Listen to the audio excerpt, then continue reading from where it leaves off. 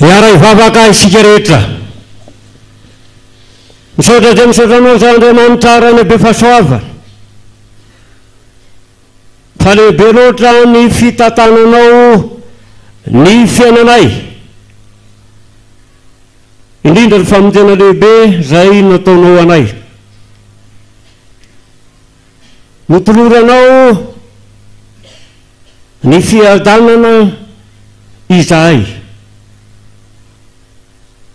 Izahay moa dia mivily mandrakariva miala aminao Andriamanitra amin'ny fiainanay, fiteninay, fombanay maro samihafa. Ny fiainanay ray manontolo dia toa misotra mankany amin'ny fahaverezana sy ny faremy rehetra afo maritra mandrakizay. Kanefa ny mahagaga dia nobatainao zay sy nosamborinao ka nafindranao amin'ny fiainana sy ny fiadanana. Dia nahita eo amin'ny fiainanay mandrakariva fa manosiosy ny voninahitrao zahay, miala aminao zahay ary tena maloto ny tanteraka. Nefa noho ny famonjena lehibe zay nataonao dia nofitsinao zay ka tonga fotsy mamirapiratra. Mahagaga izany fitiavanao anay izany. Tonga eto izay manolo tenao anao satria manatrika ny tavanao. Tonga eto izay hijoro ho vavolombelonao mandrapahafatinay ary andry ny teninao zahay dia engany eo amin'ny fiainanay mba hisy fandriam-pahalemana eo amin'ny fiainanay no isin'ny fiarahamonina tsy misy raorao ary eo amin'ny fiainanay no izaranay ny fiainana sy ny fiadanana. Ny anaranao Jesosy. Amen. Dia valy miarabatsika rehetra ry avy anatratra zao andro lehibe andro ray zato andro ray arivo eo amin'ny tantaran'ny fiangonana luteranina malagasy indrindra amin'ny tiotobo lehibe farimena ity ka dia isaorantsika Andriamanitra noho ny famonjena lehibe izay nataonao antsika ka dia navotan'Andriamanitra isika hiara-mitsangana isika ry havana hanao nira faharaika amin'ny 29 ry olona navotana mba mitsangana faingana.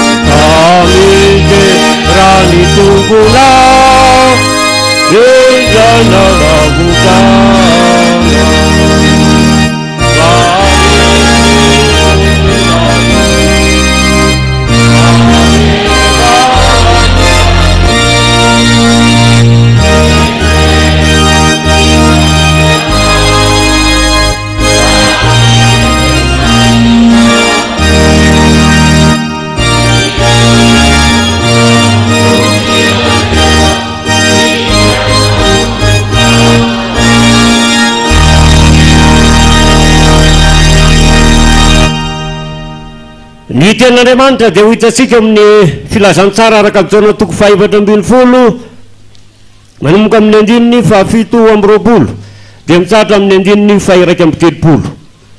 Jaona 4:20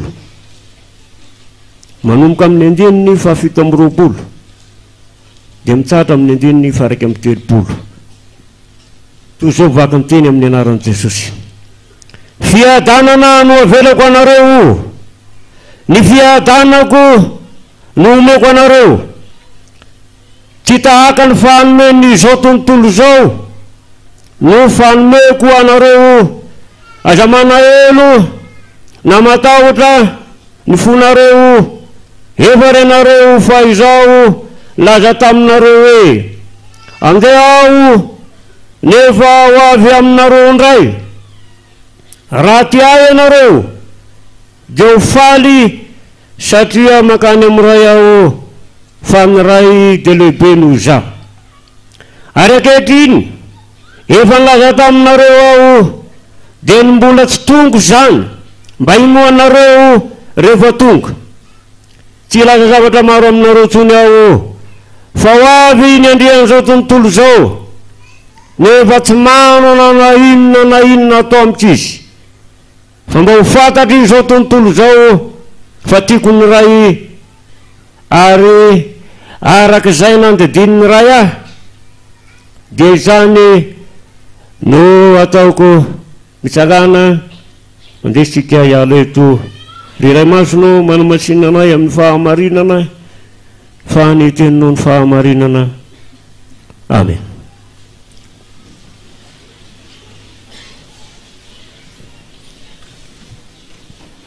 Re fiangonana malala ampitomboina ho aminareo lalandavany ny fahasoavana mampiadanana avy amin'Andriamanitra ray sy Jesosy Kristy Tompo. Amen. Dia mbola faly manolotra ny fiarabana ho antsika ry hava.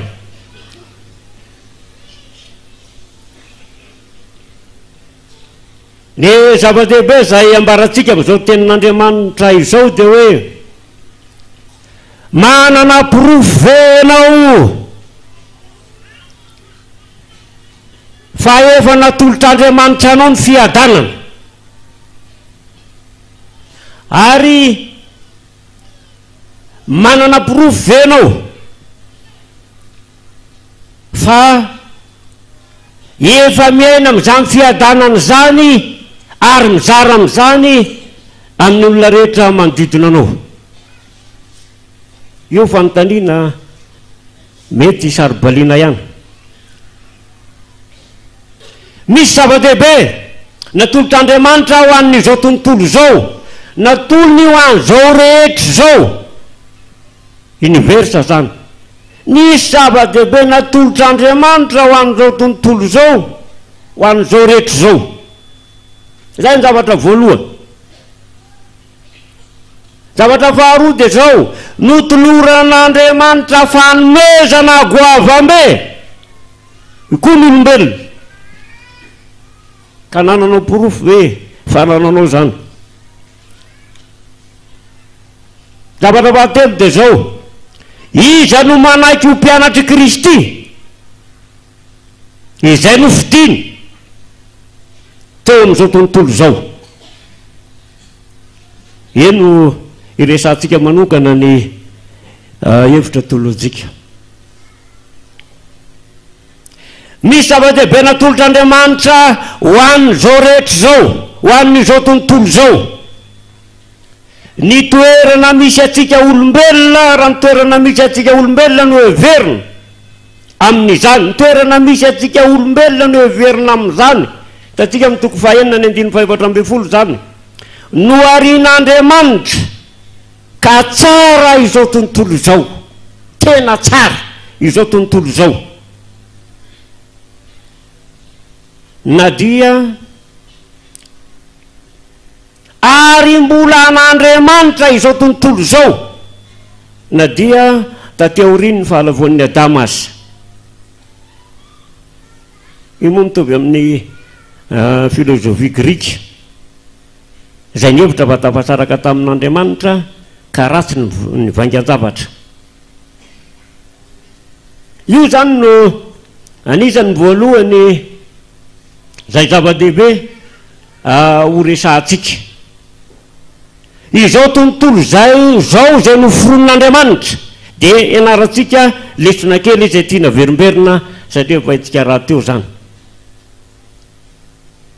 Nanahoana moa zay fantatsika tsara voalaza amin'ny janona toko voalohany, tamin'ny voalohany ny teny dia tao, ary ny teny dia Andriamanitra zany ny teny, ary ery amin'ny andimy fahaefatra ambin'ny folo, ary ny teny dia tonga mazava zany io.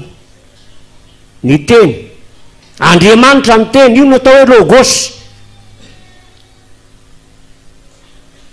dia namorona n'izao rehetrarehetra zao izy toy ny rano, ny bozaka, ny vato, ny rivotra, etsetreetsetra. Be dia be zany ny famoronana zay nataon'Andriamanitra tao. Dia hitatsika amin'ny andininy manaraka hoe fa izy no nahariana, ny teny na ny logosy nahariana izao rehetra zao. Io indray zany no natao hoe kosmosy. Io le atao hoe izao tontolo zao zay resantsika eto. Fa eny ambany eny tsika vao miresaka ny hoe ny hevitra teolojika mahakasika azy. Ary avy eo koa izy dia namorona ny olombelona. Dia io moa fantatsika tsara amin'ny teniny atao hoe anthropos. Tena malaza be amin'izao fotoana zao a, tena malaza be amin'izao fotoana zao. Misy triangle ino ty izy telozoro, dia misy maso midiridiry eo ampovoany. Inona io? Ianareo va mahalala an'io tsara? Io zany io le pakan'ny mason'ny olona varira sy mpanao sorona, zay ny dikan'io. Ary mefalifaly ny azy ny fiainany rehefa misy olona maty. Zay ny mahakasika zany angamba no verony hoe fiadanana. Dia fa ny telo zoron'Andriamanitra ny voalohany tadio. Io le resantsika tamin'le resaka teo. Dia no hoe misy teny tsotra kely ty, tsy teny tsotra fa olazaiko ihany, na dia manahirana ny sofina azy, le hoe les trois systèmes de communication. Le telo zoron'Andriamanitra io ny atao hoe équilibre.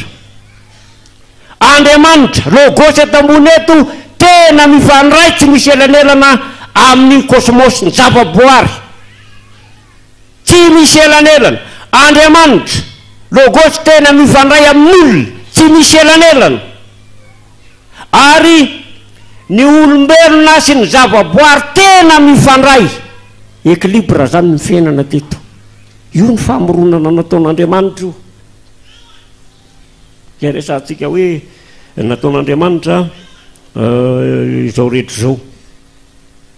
tena équilibre ny fiainana. Ary io le lazako matetika hoe tamin'izany anie mamboly katsaka anio maraina dia raha hariva mihinana katsamaitso tsy misy problème, équilibre amin'ny fiainana. Ozy ny teny gasy zay hoe momba ny fambolena zay ataontsika fa za tamin'ity taona ity le tamin'ny herotaona lasa to tamin'ny fanetsahana iny tena milaza aminareo fa mifanetsy amin'ny mpianakavy amin'ny angady sy ny angiba miady rano. Fa zavatra tiako lazaina dia zao misy teny gasy zay hoe ny sobakaka aza mampiditra tamy andro taloha tamin'ny équilibre ny tamin'izany famoronan'Andriamanitra zany a kitikitian'ny sobakaka fotsiny tsisy miady rano zany mba tonga dia misy rano mitseta tsy misy mahatseboka tsy misy maninona. Zany ny famoronan'Andriamanitra teto. Andriamanitra mifandray amin'ny zavaboary, Andriamanitra mifandray amin'ny olombelona tsy misy elanelana.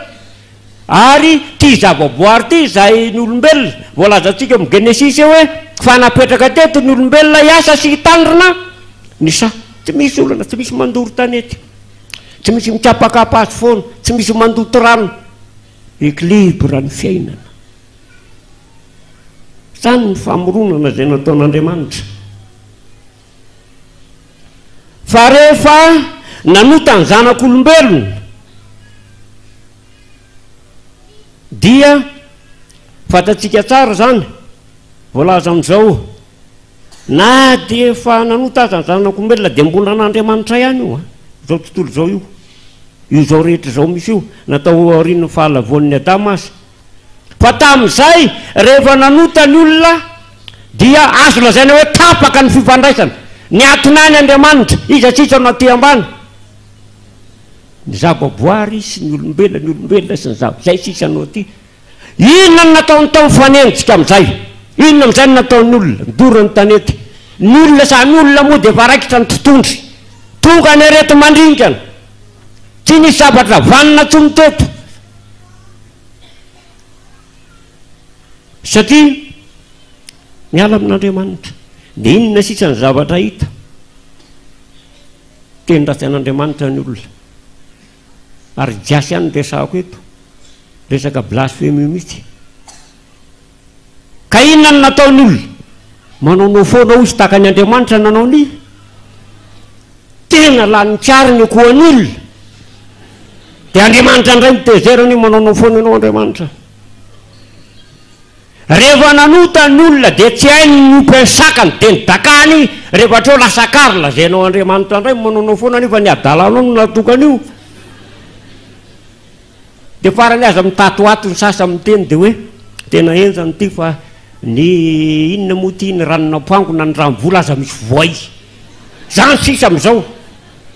Dia équilibre amin'ny fiainana teto satria nahoana manota miala amin'Andriamanitra. Zany no zavatra misy eto. Mbola an'Andriamanitra ihany anefa izao rehetra izao tsy miala amin'izany Andriamanitra. Ary nisy ny azo lazaina hoe ny fahamonjena lehibe sy ny fanavotana zay nataon'Andriamanitra. Anao hoe tika ho any atapony Golgotana. Tao atapony Golgotany nisy Andriamanitra. Tao atapony Golgotany nisy ny zavaboary rehetra. Tao atapony Golgotany nisy ny olombelona. Fa tao Andriamanitra namitandray ny famonjena. Ka tsy tena zavaina betsaka io satria efa fantatsika tsara io tao atapony Golgota io. Fa zao ary io ny lazainy ny Romanina 7 ny 9:20 hoe fa miariary ny fahamarinan'Andriamanitra dia ny fanavotana zay nataon'i Kristy. Io zany ny famonjena zay nataon'Andriamanitra. Ka zay rehetra ao amin'ny Kristy Jesosy dia zao nahoana tafaverina indray le fifandraisana. Équilibre indray iny le terozory iny zany tsy tapaka tsony fa mifandray indray. Zay ao amin'ny Kristy Jesosy no ny famonjena zay vitany satria voalaza amin'ny Romanina 9:4 fa isika dia niara-nalevina tamin'i Jesosy tamin'ny batisa ary miara mitsangana aminy andehanantsika amin'ny fiainam-baovao tafaverina indray ny fifandraisana ka ny olona ao amin'ny Kristy izay notoloran'Andriamanitra fanomezana goavana n'olombelona dia iny zavatra lazaiko ny olona no hiaran'ny asan'Andriamanitra tadidio zay ny olona dia izay olona ratsy vokatry ny fahalavon'ny Adama ny olona nanohitra an'Andriamanitra ny olona miala amin'Andriamanitra ny olona manitsakitsaka ny voninahitr'Andriamanitra dia zao notoloran'Andriamanitra fanomezana goavambe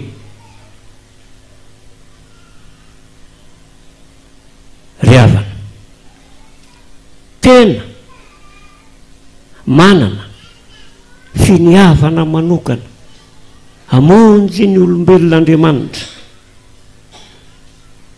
noho izany fahamezinana izay manjaka ao amin'izany ary hitatsika izany fa tena namonjy zany Andriamanitra araka ny Jaona 7:10 atao zao nitiavan'Andriamanitra n'izao tontolo izao nomena zanany lahy tokana mba tsy ho very zay rehetra mino azy fananafenana mandrakizay io ny fanomezana lehibe novonjen'Andriamanitra ny olona ka notolorany zanany lahy tokana fatatsika tao an-tampony Kalvari zany ary araka ny Jaona 5:7 dia zao manome fiainana ho an'izao tontolo izao Andriamanitra ary io le lazaina hoe mofon'Andriamanitra nidina avy any an-danitra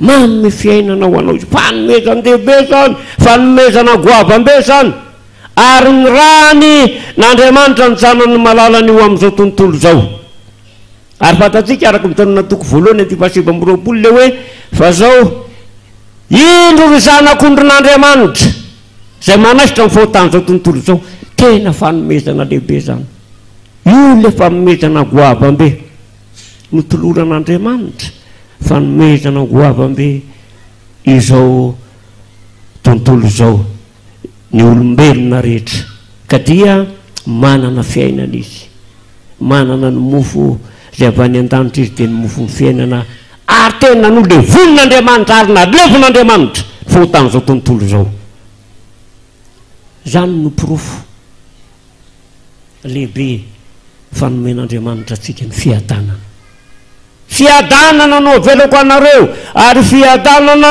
no omeko anareo raha vao miresaka fiadanana zany dia io le fiarabana salama saloma manodika an'izay ka raha vao miteny hoe salama zany dia fiadanana zay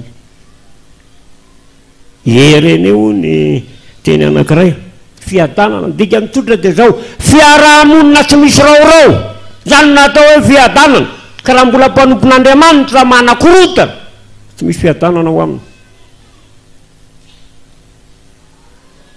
fandriam-pahalemana raha vao tsy misy fandriam-pahalemana zany tsy misy fiadanana zany fahasalamana zany ndazaina amin'ity hoe fiadanana ity fiarahamonina tsy misy raorao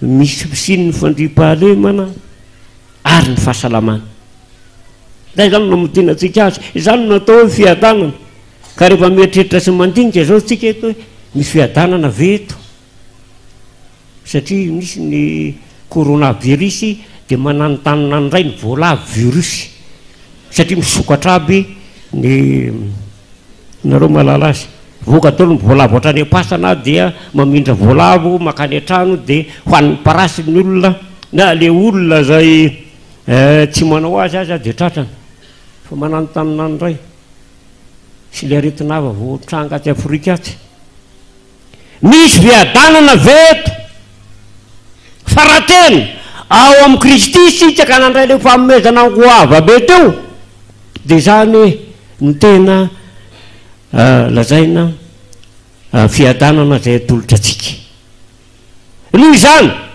iza no manaiky ho mpianatry Kristy izay nofidiny teto amin'izao tontolo izao ary zay nylazay ny fanevantsika amin'izao isa-taona ny toby lehibe farimeny zao dia hoe ny fanekeko taminy dia fiainana tsy fiadanana amin'ity resaka fahatelo resantsika ity de zao le atao hoe kosmos teo dia ny olona tsy manaiky an'Andriamanitra, ny olona tsy manaiky iraka Kristy, ny olona manohitra an'Andriamanitra, izay indray no atao hoe zao tontolo zao eto.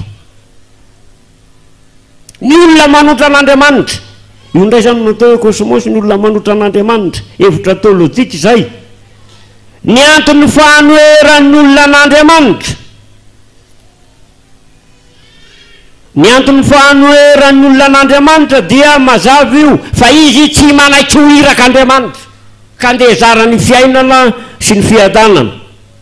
Fa zao lasa andevon'ny andriany zao tontolo zao. Ito zany ny hoe andriany zao tontolo zao io dia io ny devoly sy forongony io, Satana, zay ny dikan'io.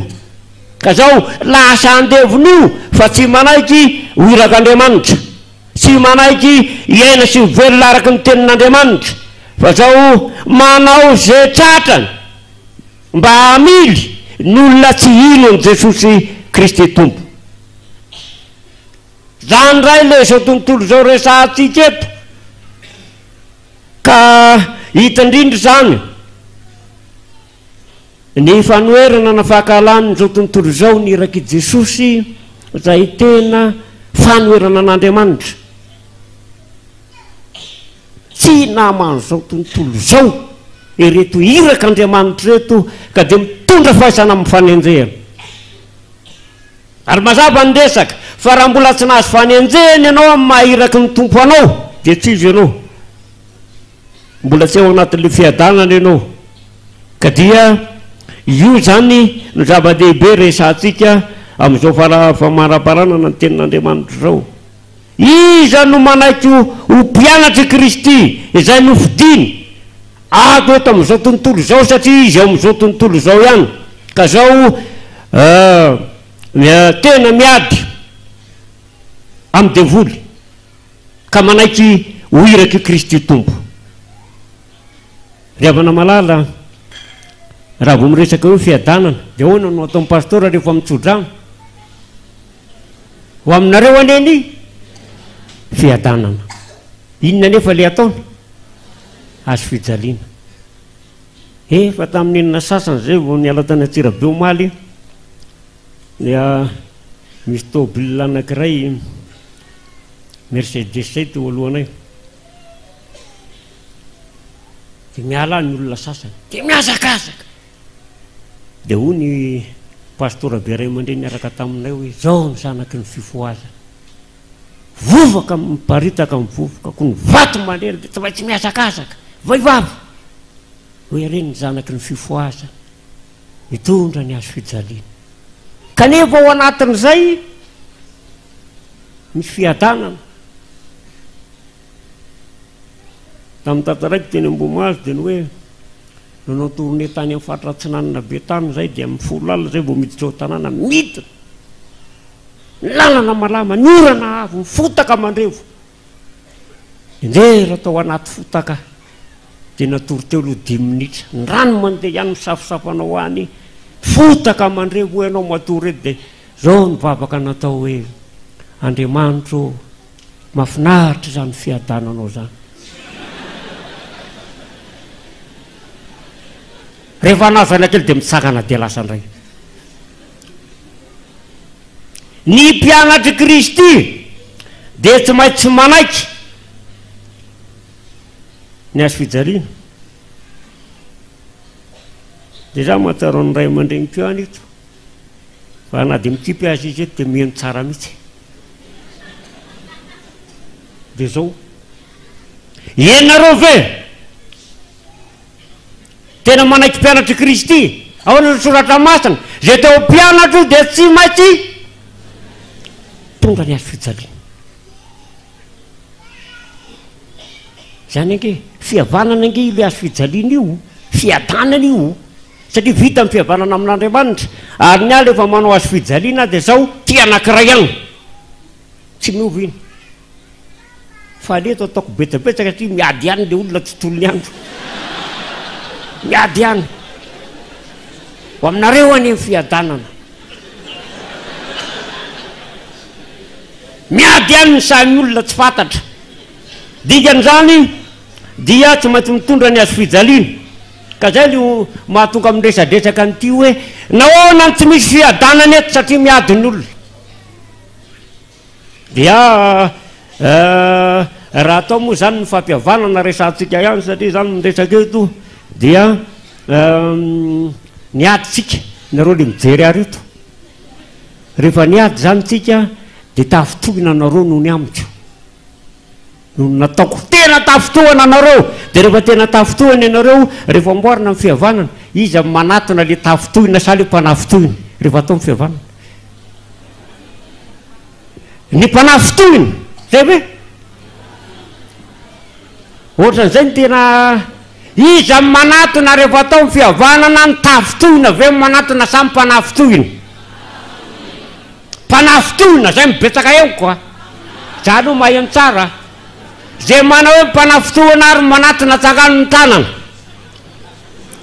betsaka reo zay mana hoe mitafitohina amin'ny manatona iny ny tena betsaka iny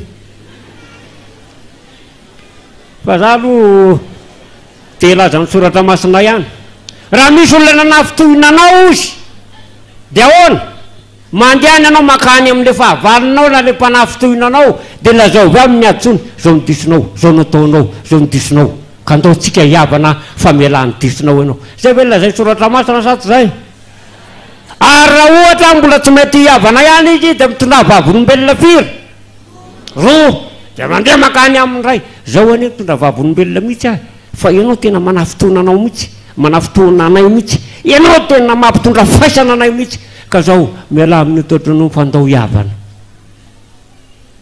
rehefa tsy mety izy amin'iny dia inona farana hoentina amin'ny fiangonana dia rehefa tsy mety hiavana amin'izay zao nandry amin'ny fiangonana dia anjaran'iza sisa anjaran'Andriamanitra sisa dia tsy n'Andriamanitra vaina eo atapony lohany dia membany atidony dia tsipy any amin'ery zay mbevarana ka misy fiadanana ao aminy iza zany ka inareo to zany za rehefa mandeha miteteraky ny vazatany efatrio dia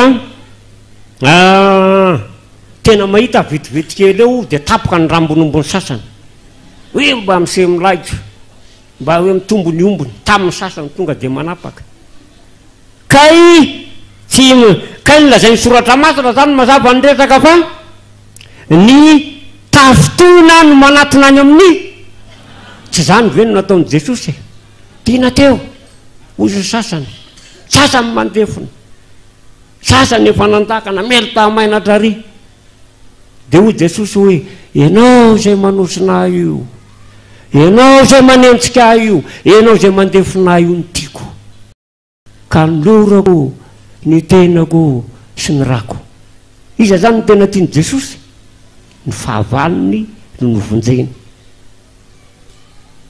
zany anie ny zavatra nataon'i Kristy fa za aloha mino fa mbola tsy isy nanao an'io nareo hoe manankatarana fotiny hoe za le tafitohina makany amin'le mpanafitohana lainga fotiny raha nisy nanao zany ka izay ny mahatonga an'ity fiarahamonina tsy milamina eto ty zay ke mahatonga an'ity tsy fandripahalemana ity ary zany koa mahatonga ny aretina satria nahoana manankatanana fotiny fa tsy manatanteraka raha tena manao zany ianao raha ao amin'ny Kristy ianao dia vitanao zany fa lasa edena vaovao ny toerana misy anao raha ao amin'ny Kristy ianao dia zay no nataon'ny ray aman-dreny ny dokotera Andrelasolo Josefa hoe ianao ve manaiky fatsy ianao ozy dia ozy ny sasany azafady tsisy fatsy ianao fatsika rezatra zany eto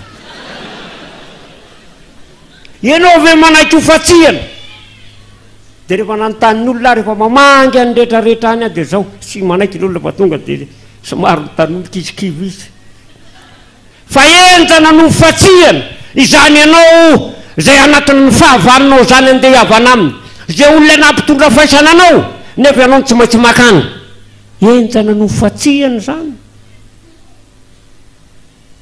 fa sao raha amin'ny Kristy ianao zay ao amin'ny azo fijalian'i Kristy ianao fa zay irak'Andriamanitra mandehana tanterao izany fa ho hitanao ny voninahitr'Andriamanitra ka aloha bebe ihany nataoko tamin'izay fa tena mahagaga vo iangatra ho atrany fotsiny aho any amin'le fahavady dia mivavaka aloha andeha hiavana aminy tena nampitondra faisana izy nefa tsy maintsy hoany aminy ahy fa vo mivavaka fotsiny ahy dia ka efa mifanahy masina ny tonga meloa dia le olona indray ny tonga meloa any amiko zay ny nahagaga za vo andeha hoany izy indray ny tonga dia mifono no izany ry havana dia io ny zavatra apetraka amintsika hoe ny mpianatry Kristy dia tsy maintsy mitondra ny azo fijalia tanterao zany ny fiadanana fa dia manantena hoe manao akanjo fonotsim-piandry dia rehefa treo voatokana dia zay nolazainao fa le izy fa io le mahiraka Kristy io zany ny zava-dehibe zay apetraka amintsika fa tena misy fiadananao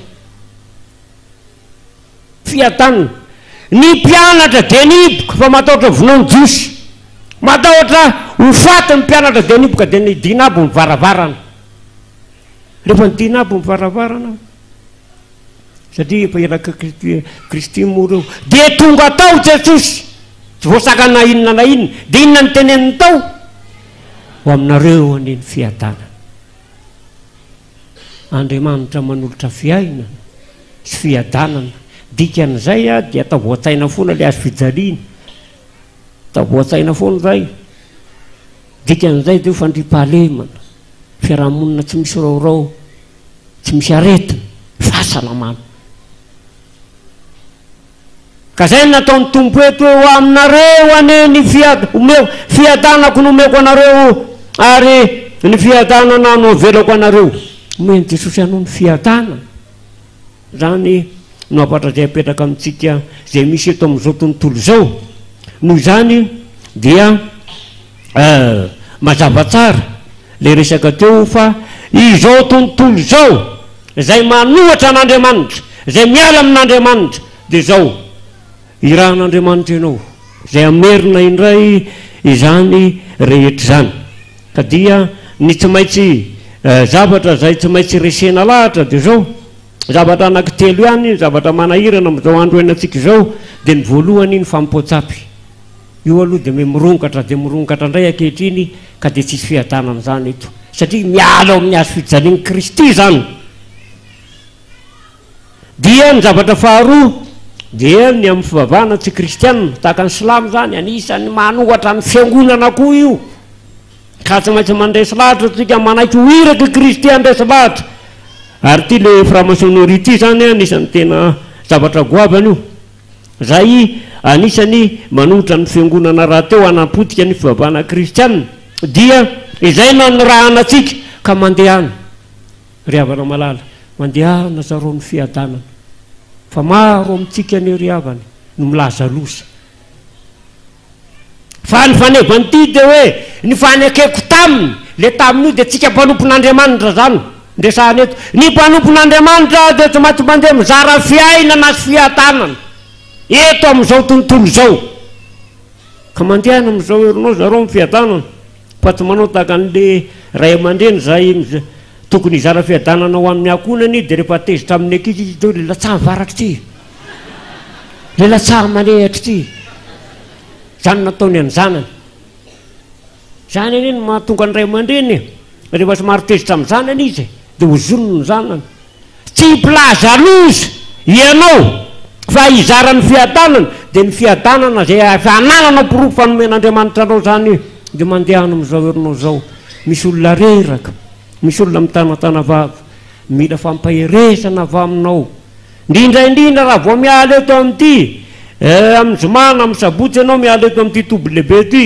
dia zao misy olona reraka mila fampaherezana avy aminao hizaranao ny fiadanana mandehana ry havana mandehana manao tafika masina dia tsy maintsy mitory-teny ianao hoe ho aminareo anie ny fiadanana fa tsy mandeha fotony rehefa treo fa menariary le olona zay ny tena dikan'io manome fanomezana ho azy tio fa raha miteny ianao hoe ho aminareo anie ny fiadanana fa tsy misy ariary omenao manga misy zavatra mety zany ary zany no ilazana amintsika loteranina fa tsy apy ny zavatra zay tanterahantsika eo amin'ny asa fitoriana ny filazantsara aza matahotra ianao fa mombanao Andriamanitra amin'ny fiadanana ho anao Andriamanitra amin'ny tenim-bolana farany amarana antsika ny taona 2024 izay mampivarahotany ity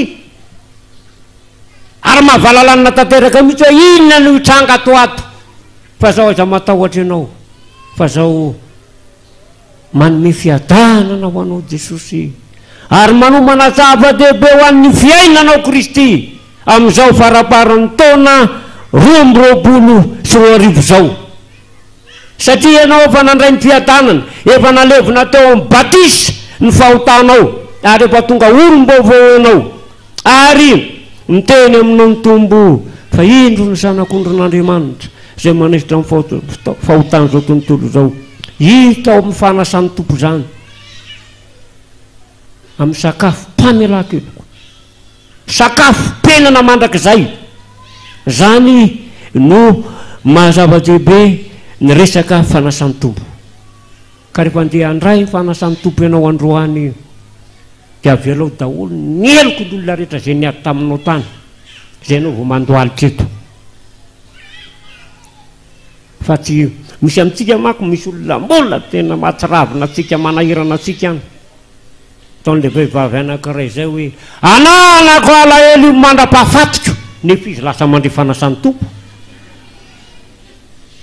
fa ny zava-dehibe teny hoe andray fanasan'ny tompo isika avy alao daholo zay nampitondrana fahaisananao tany dia avy alao daholo ny heriny dia tonga avy fa izany ny zava-dehibe zay amin'ny mahasakafo mpamelan-keloko azy dia mampaherantsika rehavana amin'ny izay zava-dehibe zay anjarantsika izay menjetretsika izay dia fiadanana no omeko anareo aveloko anareo ary ny fiadanako no omeko anareo aiza matahotra ianao fa mombanao Andriamanitra mahereza re kristianina malala eto amin'ny fiangonana loteranina malagasy mandehana zareo ny fiadanana zany navatra zay apetraka amintsika kanefa ianao zay manao zany dia aiza matahotra fa manomana zava-dehibe ho an'ny fiainanao Jesosy dia mazava zany ny resaka fa zao manana pirofo ianao zao fa nomen'Andriamanitra ho anao ny fiadanana tamin'ny alalan'i Jesosy Kristy zay zava-dehibe zay natolotra Andriamanitra ary niza milaza fa zao mbola an'Andriamanitra zao tontolo zao rehetrarehetra zao misy atsika zao an'Andriamanitra zao ary anjaratsika no manatanteraka ny fanatsarana an'izany faharoa dia notoloran'Andriamanitra fanomezanao goavana be ianao efa nomeny anao ny fiadanana efa niara-niasa an'Andriamanitra ianao ka dia tonga olom-baovao noho izany dia manana fiainana ianao amin'ny Kristy efa nanaisitra amin'ny fahotanao izy ary irana efa niran'Andriamanitra Jesosy hamonjy anao ka hanananao ny fiadanana sy ny fiainana ary ny farany dia mandehana ho iraky Kristy ianao fa zao amin'izany ianao mandeha zara fiadanana zany dia zao tena tiany Jesosy ianao tena azy ianao ary milaza aminao amin'ny tenin'Andriamanitra fa zao manomana zava-dehibe ho an'ny fiainanao izy aminao zay anatanteraka ny irany ka na dia tsy naman'izao tontolo zao azy ianao na dia enjely zao tontolo zao azy ianao dia aza matahotra fa horakofan'Andriamanitra ny fahasoavana ianao ary misy zava-dehibe zay omen'Andriamanitra anao trany dia voninahitra ny ho an'Andriamanitra ray sy zanaka ary fanahy masina zay fazatra amin'ny taloha indrindra kao mandrakizay raisy ny fitahina fahasoavan'i Jesosy Kristy tompo sy ny fitiavan'Andriamanitra ray ary ny firaisana sy vombonana amin'ny fanahy masina ho aminareo ane ny fiadanana amen.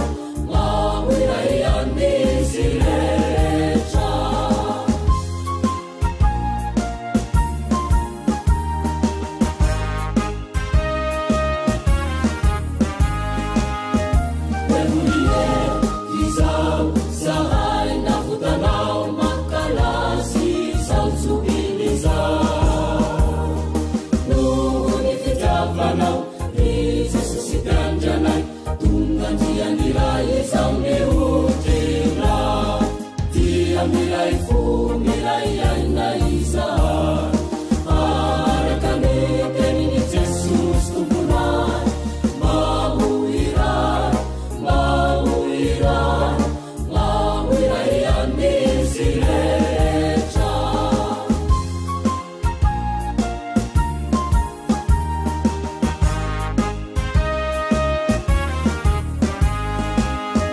fanay masino yana